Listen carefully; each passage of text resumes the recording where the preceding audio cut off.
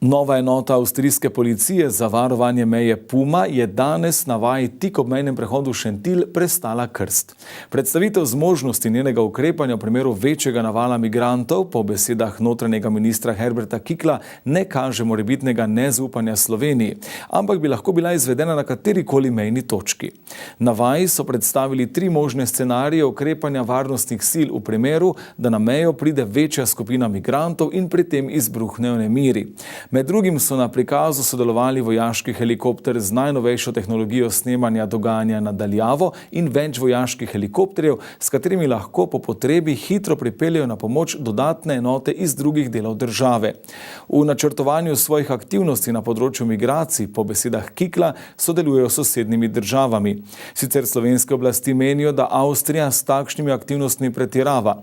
Notranja ministrica Vesna Györkös-Žnidar je pred dnevi v pismu Kicklu izrazila nasprotovanje vaji, tako zaradi dejstva, da naj bi del te vaje potekal na slovenskem ozemlju, kot tudi, ker bi imel ta prikaz množičnega prihoda nezakonitih migrantov slovenske strani na avstrijsko neizogibno zelo negativen učinek v Sloveniji, verjetno pa tudi v Avstriji.